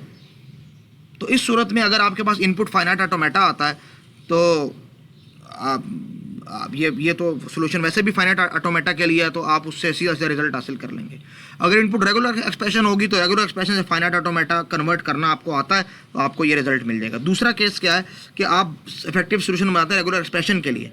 अब अगर इनपुट रेगुलर एक्सप्रेशन है तो रिजल्ट वैसे ही मिल जाएगा। अगर इनपुट एफ है तो कन्वर्ट करने के बाद उसको रेगुलर एक्सप्रेशन में आपको रिजल्ट एट द एंड मिल ही जाएगा। तो इन दोनों में से किसी एक चीज़ मॉड्यूल को बनाना है, यहाँ हमें इस मॉड्यूल को बनाना है, यहाँ हमें इस मॉड्यूल को बनाना है, हमारा काम हो जाएगा, ठीक है। उम्मीद है मैं यहाँ तक कुछ आपको समझा पाया हूँ। अब इन दोनों में से हमने एक चीज़ को बनाना है, तो एफएस जो होते हैं ये इनको ज़रा बनाना आसान होता है, ठीक है। रेगुलर एक्सप्रेशन ज़रा थोड़ी सी ज़रा कहते हैं ज़रा तंग करने वाली चीज़ है, एफएस ज़रा थोड़ी सी आसान होते हैं। तो हम केस नंबर 1 ही को कंसिडर करेंगे, ये वाला हम एफए वाला मॉड्यूल बना लेंगे, हमारा काम चल जाएगा। उस मॉड्यूल से पहले आपको एक गेम ही समझ लें, गेम तो नहीं लेकिन यह है कि एक थोड़ी सी रिवीजन करवाना चाह रहा हूँ, एक कॉन्सेप्ट जो प्री रिक्विजिट है केस नंबर 1 को सॉल्व करने से पहले, ताकि आपको थोड़ा सा आइडिया हो जाए कि एग्जैक्टली हम करना क्या जा रहे हैं, हम इसको सॉल्व कैसे करेंगे, हमारा मसला हल कैसे होगा, और हम अगले जो स्टेप्स उठाएंगे वो वाकई सही स्टेप्स है कि हम अपनी तरफ से छोड़ें। मैथ्स में तो कभी भी हम बगैर दलील का कोई बात करते नहीं, ठीक है। तो देखिए कहते हैं कि आपके पास आपको 2 लैंग्वेजेस दी हुई हैं, रेगुलर एक्सप्रेशन की फॉर्म में हो या एफए की फॉर्म में हो, ठीक है। सपोज एफए की फॉर्म में आपने ये वाला मॉड्यूल बनाना है, तो एफए की फॉर्म में आपको 2 लैंग्वेजेस दी हैं, आपने उनका इफेक्टिव सोल्यूशन बनाना है, यानी आपको एक ऐसा सोल्यूशन बनाना है जो फाइनाइट नंबर ऑफ स्टेप्स में आपको ये बता सके कि जी ये दोनों लैंग्वेजेस इक्वल हैं कि नहीं है। हमने कहा जी ठीक है बना लेते हैं, तो आ जाते हैं हम इधर। अच्छा, जो 2 लैंग्वेजेस हैं L1 और L2, इनकी 4 पॉसिबिलिटीज़ होती हैं। देखो, या तो वो दोनों लैंग्वेजेस इक्वल होंगी या नहीं होंगी। अगर वो दोनों लैंग्वेजेस इक्वल हैं, बिल्कुल इक्वल हैं, सेम है, तो ये उसकी डायग्राम है कि L1 का दायरा भी यही है, L2 का सर्कल भी यही है। अगर वो दोनों लैंग्वेज इक्वल नहीं है तो इसकी 3 पॉसिबिलिटीज़ होती हैं। या तो वो दोनों लैंग्वेजेस बिल्कुल ही डिसजॉइंट होंगी कि उनमें एक वर्ड भी ऐसा नहीं होगा जो इस लैंग्वेज का भी हो और इस लैंग्वेज का भी हो, या उनके अंदर कुछ वर्ड्स कॉमन में होंगे, ओवरलैपिंग लैंग्वेजेस इनको हम कहेंगे, या एक लैंग्वेज पूरी की पूरी दूसरी लैंग्वेज का पार्ट होगी। ये लेकिन ये तीनों सूरतें इक्वल या सेम लैंग्वेज नहीं है, क्योंकि देखें इसमें ये L1 के सारे वर्ड्स L2 के भी वर्ड्स हैं, लेकिन L2 के सारे वर्ड्स L1 के वर्ड्स नहीं हैं। यहाँ कुछ वर्ड्स L1 के L2 में हैं लेकिन सारे नहीं हैं, L2 के भी कुछ वर्ड्स L1 में हैं, सारे नहीं हैं, तो यहाँ तो एक भी नहीं है। तो ये तीनों ऐसी हैं कि ये इन तीनों में लैंग्वेज सेम नहीं है। लैंग्वेज सेम या इक्वल तभी होगी जब वो दोनों बिल्कुल एक ही दायरा हो, ठीक है। अब इन चारों को हम बारी बारी देखते हैं कि अगर लैंग्वेज सेम हो तो एक हम एक्सप्रेशन बनाएंगे और उस एक्सप्रेशन के रिजल्ट को देखते हैं कि अगर लैंग्वेज सेम हो तो उसका रिजल्ट क्या आता है, और अगर लैंग्वेज सेम ना हो तो बाकी 3 केसेस में उसका रिजल्ट क्या आ सकता है। तो पहले लैंग्वेज सेम जिसमें नहीं है, डिसजॉइंट, ओवरलैपिंग और सबसेट्स, इनके लिए हम देखेंगे उसका रिजल्ट क्या आता है।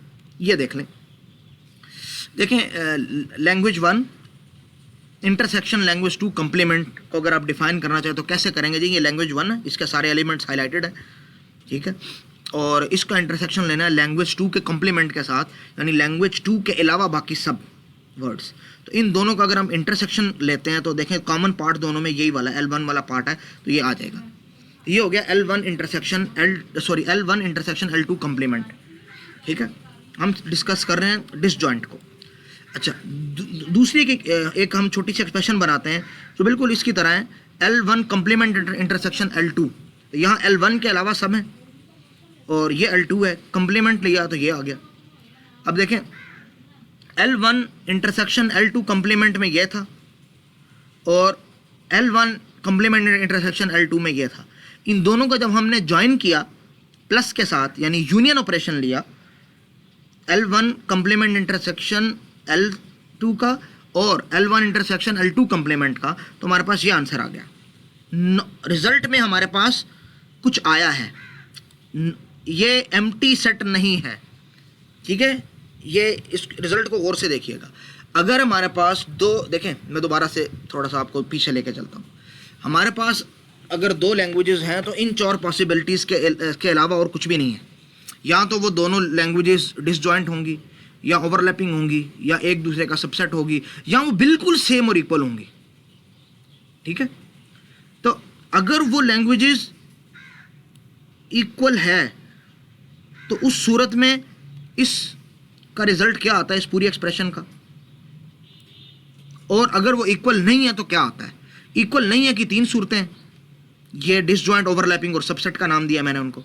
तो पहले हमने डिसजॉइंट में देख लिया कि इस एक्सप्रेशन का डिसजॉइंट केस में रिजल्ट नॉन एम्प्टी आता है। अब हमने कहा जी ठीक है, इसका रिजल्ट तो आ गया नॉन एम्प्टी। इसको देख लें तो इसके अंदर ये L1 intersection L1 complement, answer ये आ गया। और L1 कंप्लीमेंट इंटरसेक्शन L2, इसका आंसर ये आ गया। दोनों का यूनियन लिया, ये भी नॉन एम्प्टी है, ये भी नॉन एम्प्टी है, ठीक है, सही है जी।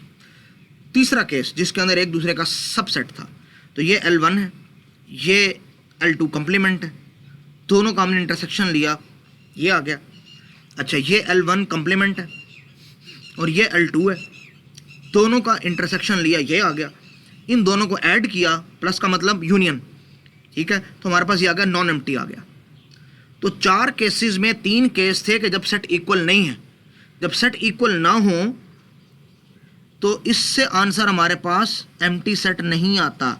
लेकिन जब सेट हमारे पास इक्वल होते हैं तो L1 intersection L2 complement L1 और ये L2 कंप्लीमेंट का इंटरसेक्शन ये भी एम्प्टी, और L1 कंप्लीमेंट और L2 का इंटरसेक्शन ये भी एम्प्टी, फिर इनका यूनियन भी एम्प्टी। तो इन 4 कंडीशन में से इस एक्सप्रेशन यानी अगर ये सेट हम बनाते हैं कि L1 complement intersection L2 plus L1 intersection L2 complement, ये जो सेट बनेगा ये एम्प्टी सेट बनेगा। ये वाला सेट एम्प्टी सिर्फ उसी सूरत में होगा जब दोनों लैंग्वेजेस सेम होंगी। तो हम करना क्या चाह रहे हैं, अब हमें पता है किसी भी फाइनाइट ऑटोमेटा का कंप्लीमेंट कैसे लेना है, किसी भी फाइनाइट ऑटोमेटा का इंटरसेक्शन कैसे लेना है, किसी भी फाइनाइट ऑटोमेटा का प्लस कैसे लेना है, यानी उनको ऐड कैसे करना है। अगर हम 2 फाइनाइट ऑटोमेटास को लेके, उनके कंप्लीमेंट्स को लेके, उनका इंटरसेक्शन लेके आपस में ऐड करके जो ऑटोमेटा आएगा, अगर वो एम्प्टी लैंग्वेज को एक्सेप्ट कर रहा है यानी किसी वर्ड को एक्सेप्ट नहीं कर रहा, तो इसका मतलब कि ये जो 2 वर्ड लैंग्वेज सी L1 और L2 वो इक्वल होंगे। तो हमने एक एल्गोरिथम बना लिया। इसका एल्गोरिथम क्या है कि आप पहले वाले फाइनाइट ऑटोमेटा का कंप्लीमेंट लें, दूसरे वाले का भी कंप्लीमेंट लें, पहले वाले के कंप्लीमेंट को दूसरे वाले से इंटरसेक्शन करें, तीसरा स्टेप। चौथा स्टेप, पहले वाले को दूसरे वाले कंप्लीमेंट से इंटरसेक्शन करें, चौथा स्टेप। पांचवा स्टेप, दोनों को कंबाइन कर दें। और छठा स्टेप ये देखें कि रिजल्ट आपका अब ये जो इन सब को मिला के एक ऑटोमेटा बना है वो एम्प्टी लैंग्वेज को एक्सेप्ट कर रहा है कि नहीं, यानी वो किसी वर्ड को एक्सेप्ट ना कर पाए। अगर ऐसा ही है तो इसका मतलब हमने डिसाइड कर लिया है कि L1 और L2 सेम लैंग्वेजेस हैं, क्योंकि इस इक्वेशन का रिजल्ट एम्प्टी सिर्फ तब आता है जब दोनों लैंग्वेजेस सेम होती हैं। एक वर्ड भी अगर आगे पीछे है यानी लैंग्वेजेस एग्जैक्टली सेम नहीं है तो इसका मतलब कि इन तीनों का रिजल्ट एम्प्टी नहीं आएगा, हम पहले देख चुके हैं, ठीक है। अगर दोनों लैंग्वेजेस सेम हैं, इस पूरी एक्सप्रेशन को कोई स्ट्रिंग एक्सेप्ट नहीं करना, एम्प्टी लैंग्वेज को एक्सेप्ट करना है, एम्प्टी स्ट्रिंग को भी एक्सेप्ट नहीं करना है, ये भी याद रखिएगा, ठीक है। अच्छा, एक चीज़ याद रखिए, इंटरसेक्शन जो होता है इसको आप यूनियन के फॉर्म में लिख सकते हैं। तो by De Morgan's law L1 complement intersection L2 is equal to L1 union, plus का मतलब union L2 complement whole complement. तो अगर आप चाहें तो इस एक्सप्रेशन को सॉल्व कर लें या इस एक्सप्रेशन को सॉल्व कर लें, आपको क्लीन थ्योरम में आपने पढ़ा हुआ है, और क्लीन थ्योरम के बाद वाले थ्योरम्स भी, कि किसी भी ऑटोमेटा का इंटरसेक्शन कंप्लीमेंट कैसे लेना है, इंटरसेक्शन कैसे लेना है, प्लस कैसे लेना है, तो आपकी मर्जी। आप इन दोनों में से किसी तरीके से भी सॉल्व कर लेना तो आपका मसला हल हो जाएगा। ठीक है, ये हमारे पास एक एल्गोरिथम बन गया जो हमें फाइनाइट नंबर ऑफ स्टेप्स के अंदर रिजल्ट। अब जब हमें कैसे पता चला कि ये फाइनाइट नंबर ऑफ स्टेप्स के अंदर रिजल्ट दे रहा है? भाई इसलिए कि किसी लैंग्वेज का कंप्लीमेंट बनाना ये भी फाइनाइट है। क्यों भाई? हर प्लस स्टेट को, यानी हर फाइनल स्टेट को नॉन फाइनल कर दो और हर नॉन फाइनल स्टेट को फाइनल स्टेट कर दो, तो टोटल n स्टेट्स हैं। हर स्टेट्स को रीड करो और उसका स्टेटस उलट दो, तो टोटल n स्टेप्स ही हो जाएंगे। तो n स्टेप्स फाइनाइट होते हैं। ठीक, और प्लस अभी हम देख कर आए हैं कि दो ऑटोमेटास को प्लस करना जो होता है वो फाइनाइट है, अभी पिछले स्लाइड्स के अंदर हमने पढ़ा है। और इंटरसेक्शन और प्लस या कॉन्केटिनेशन, तीनों में maximum number of states n1 plus n2 to the power 2 बनती हैं, तो वो सब एक ही हैं। तो सबके अंदर असल में चाहे वो इंटरसेक्शन हो, प्लस हो, कॉन्केटिनेशन हो, क्लीन स्टार ऑपरेशन हो, कंप्लीमेंट हो, ये सारे के सारे ऑपरेशन फाइनाइट है, फाइनाइट टाइम के अंदर सॉल्व होते हैं। इनको अगर आपस में प्लस माइनस करेंगे तब भी आंसर हमारे पास फाइनाइट ही आएगा। एक क्वेश्चन सॉल्व करूँगा तो आपको थोड़ा सा आइडिया हो जाएगा। ठीक है, ये क्वेश्चन है हमारे पास कि show that the languages described by the following regular expression are the same. ठीक है, हम कहते हैं अभी देख लेते हैं। पहले तो हम इसको जो है ना एफ के अंदर इसको हम कन्वर्ट करेंगे, ए स्टार कैफे बनाएंगे और एम टी प्लस ए स्टार कैफे बनाएंगे। तो इसको FA1 का नाम दे देंगे, इसको FA2 का नाम दे देंगे। ये FA1 है और ये FA2 है। अब देखें हमें ज़रूरत किसकी पड़नी है, FA1 की, FA2 की, इस तरह FA1 और FA2 के कम्प्लीमेंट्स की भी ज़रूरत पड़नी है। तो हमने कहा कम्प्लीमेंट हम बना देते हैं, सिंपल सी। कम्प्लीमेंट क्या होता है? जो प्लस स्टेट है उसको नॉन प्लस कर दो, जो नॉन प्लस स्टेट है उसको प्लस स्टेट कर दो, ये आ गया। और इसी तरह FA2 का भी कम्प्लीमेंट बना दिया। ये दोनों प्लस स्टेट थी, अब ये प्लस स्टेट नहीं है, ये प्लस स्टेट नहीं थी, अब ये प्लस स्टेट है, कम्प्लीमेंट बन गया। अब L1 plus L2 complement whole star या कुछ भी आप कर दें इसमें से, तो हमने ये ड्रा कर दिया। ठीक है, ये उसका आंसर आप जो है ना खुद ही देख लें, आपको पता है कि L1 plus L2 whole complement को क्लीन कंस्ट्रक्टिव एल्गोरिथम के जरिए कैसे सॉल्व करना है, और जो रिजल्ट आएगा उसका फिर से कम्प्लीमेंट ले लें तो ये रिजल्ट आ जाएगा हमारे पास। ठीक है, ये वाला ऑटोमेटा। और मज़े की बात है इस ऑटोमेटा में कोई भी एक्सेप्ट स्टेट नहीं बनी हमारे पास। बना के देख लें, मैंने सॉल्व किया, ये कोई एक्सेप्ट स्टेट नहीं बन रही।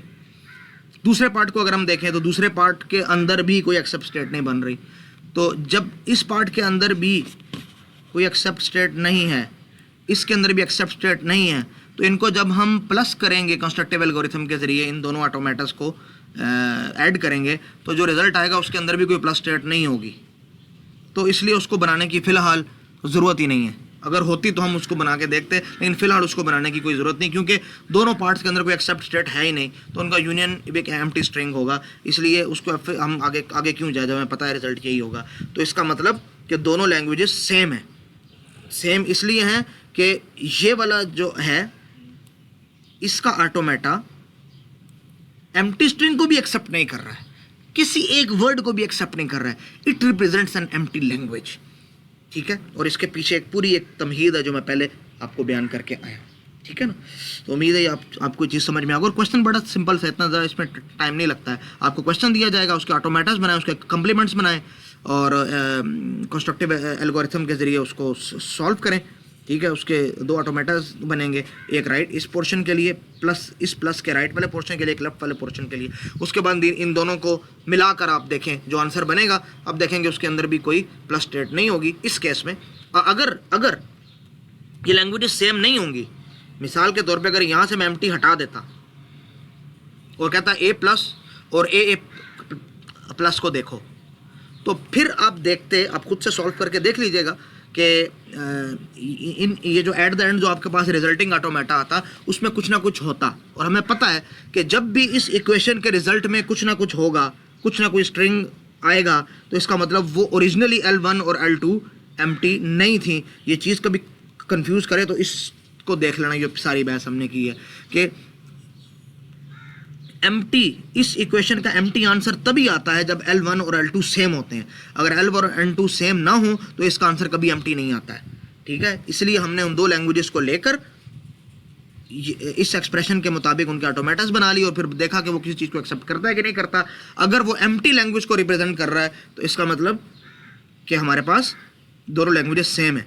अगर कुछ भी एक्सेप्ट कर रहा है, एम्प्टी स्ट्रिंग भी एक्सेप्ट कर रहा है, तो समझे लैंग्वेजेस सेम नहीं है। ठीक है, उम्मीद है मैं कुछ आपको समझा पाया हूँ। मैंने बड़ी कोशिश की है कि जितना आसान कर सकूँ स्लाइड्स को इंटरेक्टिव बना लूँ। इसको मैंने मुख्तलिफ सोर्सेज से पढ़ के अपनी पूरी कोशिश तो की है कि आपको जितनी सहूलत और आसानी से समझ में आ जाए, आपको समझ में आए। फिर भी बच्चों कोई मसला हो तो यू आर एवर वेलकम, पूछ लेना मुझसे। अच्छा, थ्योरम नंबर 16 आपकी बुक का है कि there is an effective procedure to decide whether a given F accepts any word, और there is an effective procedure to decide whether two FS are equivalent, or there is an effective procedure to decide whether two regular expressions are equivalent। ये दो तो अभी हमने solve किए हैं ना, ठीक है ना, ये तो अभी हम पीछे करके आए हैं। ये ऊपर वाला पोर्शन रह गया कि भाई कोई FA किसी लैंग्वेज को एक्सेप्ट करता है कि नहीं करता है, भाई सॉरी किसी वर्ड को, भाई कैसे पता चलेगा कि कोई फाइनाइट ऑटोमेटा किसी वर्ड को एक्सेप्ट करता भी है कि नहीं करता, यानी एम्प्टी लैंग्वेज को रिप्रेजेंट कर रहा है कि नॉन एम्प्टी लैंग्वेज को रिप्रेजेंट कर रहा है। तो उसके करने के कोई मेथड है, बहुत सिंपल, तो वैसे ही पता हमें जो है ना चल जाता है देख कर ही। जैसे अभी कोई प्लस स्टेट थी नहीं तो बस बात खत्म। बाज़ दफ़ा प्लस स्टेट होगी, अप्रोचेबल नहीं होगी, या प्लस स्टेट होगी डिस्कनेक्टेड होगी, तो उस सूरत में भी वो किसी लैंग्वेज को एक्सेप्ट नहीं करता है। लेकिन फिर भी हमने बात की इफेक्टिव प्रोसीजर की। इफेक्टिव प्रोसीजर का मतलब है हम कोई फाइनाइट नंबर ऑफ स्टेप्स बता सकें कि इन स्टेप को फॉलो कर दो तो पक्का है पता चल जाएगा कि इसका आंसर यस है या नो है।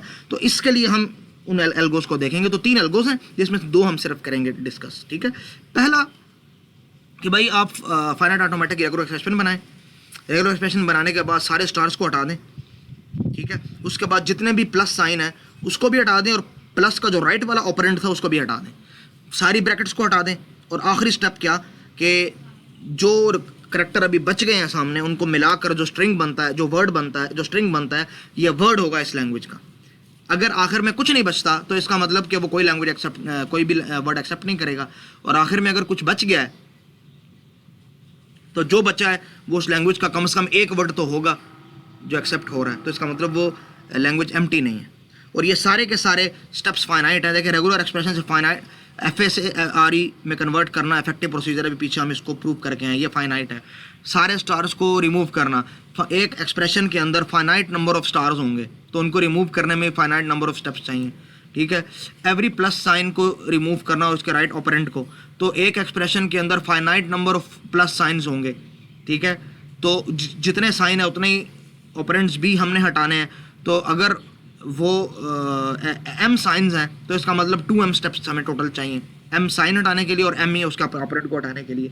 पैरेंथेसिस हटाना, पैरेंथेसिस भी एक रेगुलर एक्सप्रेशन के अंदर फाइनाइट ही होती हैं। ठीक है, और उसके बाद जो बच गया है आखिरी एक स्टेप वो हो गया this all steps plus 1 step के जो करैक्टर्स बची हैं उनको मिला के आप एक वर्ड बना दे और कहें जी ये तो एक्सेप्ट हो ही रहा है ना इस लैंग्वेज से। एग्जाम्पल देखेंगे आपको समझ में आ जाएगा। देखिए, ये एक रेगुलर एक्सप्रेशन है, तो पहला स्टेप था हमारे पास सारे स्टार्स हटा दें।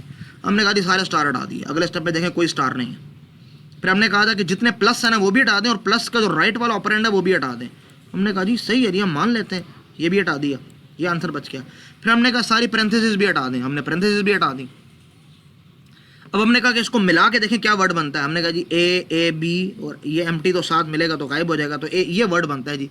इससे ये वर्ड तो बन नहीं सकता है। तो इसका मतलब जो इस मेथड से आपको ये पता चल सकता है कि मिनिमम नंबर ऑफ वर्ड्स कौन से हैं जो ये लैंग्वेज एक्सेप्ट कर सकती है, या एक छोटा से छोटा स्ट्रिंग कौन सा है जिसको ये लैंग्वेज, यानी कोई ऐसा स्ट्रिंग तो है ना जिसको ये लैंग्वेज एक्सेप्ट कर रही है। हाँ जी वो ये है, एक कम से कम एक को तो एक्सेप्ट कर रही है ना। ज़्यादा जितने भी करें हम ज़्यादा की तो बात ही नहीं कर रहे। वो एक तो है जिसको एक्सेप्ट कर रही है, ये बिल्कुल एक्सेप्ट कर रही है, इसका मतलब लैंग्वेज एम्प्टी नहीं है। अच्छा, ये तो था कि आप FA को रेगुलर एक्सप्रेशन में कन्वर्ट करते हैं और फिर रेगुलर एक्सप्रेशन के ऊपर ये 4-5 स्टेप्स अप्लाई करते हैं। क्या कोई ऐसा मेथड है जो FA को ही देख के उसी के ऊपर हम ऑपरेशन परफॉर्म करें? जी बिल्कुल है। वो कहते हैं जी blue paint method. Blue paint method क्या है? FA के ऊपर काम करेगा। भाई FA के अंदर जो स्टार्ट स्टेट है पहले उसको कर दो ब्लू, कर दो ब्लू कलर कर दो। फिर इस ब्लू कलर में देखो कि इसके आउटगोइंग एजेस कौन कौन से हैं। जितने आउटगोइंग एजेस हैं वो जिस स्टेट पे जा रहे हैं उस स्टेट को भी ब्लू कर दो और इन एजेस को हटा दो, और ये स्टेप तब तक करते जाओ जब तक कोई नई स्टेट ब्लू नहीं हो जाती। जब नई स्टेट्स यानी जब कोई मज़ीद स्टेट्स ब्लू होना बंद हो जाए तो अब आप रुक जाएंगे और फिर ये देखेंगे कि कोई प्लस स्टेट ब्लू हुई थी कि नहीं हुई। अगर प्लस स्टेट ब्लू हुई थी तो इसका मतलब कोई ना कोई स्ट्रिंग एक्सेप्ट हुआ है, अगर नहीं तो इसका मतलब एक्सेप्ट नहीं हुआ। बिल्कुल सिंपल चीज़ है, हर स्टेप फाइनाइट टाइम ले रहा है, तो ये इफेक्टिव प्रोसीजर है। आपको सॉल्व करके क्वेश्चन में बता देता हूँ।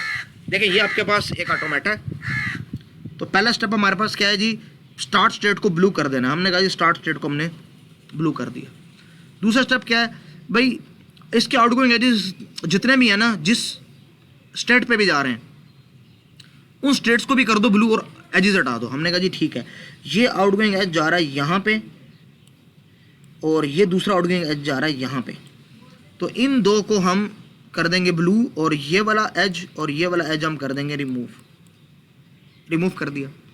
अच्छा, अगला स्टेप हम इधर ही कर रहे हैं परफॉर्म, कि देखो ये 3 स्टेट्स ब्लू हैं, इसके तो एजेस सारे हो गए हैं, इसके और इसके एजेस रह गए हैं, तो इसके एज दोनों जा रहे हैं यहाँ पे, ये पहले से ही ब्लू है तो इसको भी हमें करना है रिमूव, और इसका एक एज जा रहा है यहाँ पे, ये पहले से ही ब्लू है, इसको भी रिमूव करना है अगले स्टेप में, ठीक है। और इसका एक एज जा रहा है यहाँ भी, तो इसको भी हमने कर देना है ब्लू और एज रिमूव कर देना है। हमने कहा जी बिल्कुल ठीक है। तो अब अगले स्टेप में देखें, ये 1 2 3 एजेस रिमूव हो गए, 1 2 3, और ये वाली स्टेट भी हो गई ब्लू हो गई। अब दोबारा देखते हैं अगले स्टेप के अंदर क्या होगा। देखें इस स्टेप के अंदर एक नई स्टेट ब्लू हुई थी, इस स्टेप के अंदर एक नई स्टेट हुई थी ब्लू, इस स्टेप के अंदर भी एक नई स्टेट ब्लू हुई थी, तो हमें उसको देखना पड़ा। इसके आगे देखिएगा नई स्टेट्स, कोई ये जो बाकी 2 स्टेट बनती हैं उनमें से कोई भी ब्लू नहीं होगी, नंबर ऑफ ब्लू स्टेट्स 4 ही रहेंगी, ज़्यादा नहीं होंगी, तो हम अपना एल्गो रोक देंगे, ठीक है। देखें पहले इसको, ये इसका आउटगोइंग एज ये है, ये उधर ही जा रहा है, तो ये तो पहले से ब्लू है, ब्लू नहीं करेंगे। दूसरा आउटगोइंग एज इसका ये था, इधर जा रहा है, ये भी पहले से ब्लू था, इसको ब्लू नहीं करेंगे। तो देखें ये एडिस तो रिमूव करेंगे, लेकिन कोई नई स्टेट ब्लू नहीं हुई। जब कोई नई स्टेट ब्लू नहीं हुई हम अपना एल्गो रोक देंगे और देखेंगे कि प्लस स्टेट कोई ब्लू है कि नहीं। प्लस स्टेट ब्लू नहीं है, इसका मतलब कि प्लस स्टेट पर आप पहुंच ही नहीं सकते, प्लस स्टेट अप्रोचेबल ही नहीं है। जब प्लस स्टेट अप्रोचेबल ही नहीं है तो इसका मतलब कि ये कोई भी वर्ड एक्सेप्ट नहीं करेगी, एम्प्टी लैंग्वेज है, एम्प्टी स्ट्रिंग भी एक्सेप्ट नहीं करेगी, ये एम्प्टी लैंग्वेज को रिप्रेजेंट कर रही है ये, ठीक है। ये दूसरा मेथड था, बड़े सिंपल मेथड है ये वाला मेथड भी बहुत सिंपल है और ये वाला मेथड भी इंतहाई सिंपल मेथड है। अब आ जाता है क्वेश्चन नंबर 3 कि how can we tell that a regular language is finite और इनफाइनाइट। इस क्वेश्चन की ज़्यादा डिटेल में हम नहीं जाएंगे, बस सिंपल सा आपको बता देता हूँ भाई। अगर कोई रेगुलर लैंग्वेज ऐसी है, यानी regular language is finite infinite का मतलब है कि उसकी कोई रेगुलर एक्सप्रेशन है और आपको ये बताना है कि उससे वर्ड्स, यानी उस लैंग्वेज सेट में फाइनाइट वर्ड है कि इनफाइनाइट वर्ड है, क्योंकि रेगुलर लैंग्वेजेस फाइनाइट भी होती हैं इनफाइनाइट भी होती हैं। तो ये रेगुलर लैंग्वेज फाइनाइट है या इनफाइनाइट है, तो हमने कहा बड़ा ईजी है। ईजी कैसे है, देखें रेगुलर एक्सप्रेशन के अंदर हमारे पास अगर स्टार का सिंबल है तो इसका मतलब वो चीज़ मल्टीपल टाइम रिपीट हो रही है, तो इसका मतलब कि इनफाइनाइट स्ट्रिंग्स उससे जनरेट हो सकते हैं, तो लैंग्वेज इनफाइनाइट है। बस ये एक ही चीज़ देखनी है, एक ही चीज़ आपको देखनी है कि the closure of any non empty set. Closure का मतलब होता है क्लीन स्टार ऑपरेशन। ये जो स्टार ऑपरेशन है इसको क्लोजर भी, इसको क्लीन स्टार क्लोजर भी कहते हैं, ठीक है इसको। तो the closure of any non empty set whether finite और इनफाइनाइट इज इटसेल्फ इनफाइनाइट। इसको छोड़ दें, अगर ये देख लें कि closure of one letter is infinite, अगर एक भी लेटर ऐसा है, एक भी लेटर कि रेगुलर एक्सप्रेशन में उसके ऊपर स्टार दिया हुआ है, तो इसका मतलब वो लैंग्वेज इनफाइनाइट लैंग्वेज है। लेकिन एक चीज़ का ख्याल रखिएगा, अगर किसी रेगुलर एक्सप्रेशन में एम्प्टी के ऊपर स्टार दिया हुआ है ना, तो वो नहीं होगा। जैसे अगर रेगुलर एक्सप्रेशन ये हो कि ए प्लस एम्प्टी स्टार, तो ये इनफाइनाइट लैंग्वेज नहीं है, ये फाइनाइट है, ठीक है। एम्प्टी के ऊपर स्टार नहीं होना चाहिए, ये एक्सेप्शन है। इसके अलावा जो भी आएगा उसको आपने इंक्लूड करना है उसके अंदर, ठीक है। किसी भी लेटर के ऊपर स्टार है तो इसका मतलब ये रेगुलर एक्सप्रेशन जो है इनफाइनाइट वर्ड्स जनरेट करेगी। बड़ी सिंपल सा कॉन्सेप्ट था, इसमें कोई इतनी बड़ी साइंस नहीं थी, ठीक है। बस अगर स्टार का साइन नज़र आ रहा है और वो स्टार का साइन एम्प्टी के ऊपर नहीं है, किसी और चीज़ के ऊपर है, तो बस आंखें बंद करके आप ये बता दें कि जी ये लैंग्वेज इनफाइनाइट है। और अगर ऐसा नहीं है तो आप कह दें ये लैंग्वेज फाइनाइट है। तो आपको विद इन वन स्टेप ये पता चल जाएगा। और अगर आप इसको इफेक्टिव प्रोसीजर इसका जानना चाह रहे हैं तो आप ये करेंगे जी, scan the regular expression from left to right, ठीक है। और उसमें यह देखना है कि कोई स्टार है कि नहीं, और अगर स्टार है तो उसका एक पहले वाला जो करैक्टर है वो एम्प्टी है कि नहीं, एक या दो, यानी वो एम्प्टी के ऊपर है कि नहीं, बस ये आपको देखना है। तो आपको टोटल कितने स्कैन करने पड़ेंगे, जितनी लेंथ होगी रेगुलर एक्सप्रेशन की, और रेगुलर एक्सप्रेशन की लेंथ हमेशा फाइनाइट ही होती है, ठीक है। तो इसका मतलब अगर रेगुलर एक्सप्रेशन के अंदर यानी उसकी लेंथ जो है वो n करैक्टर्स है, तो आपको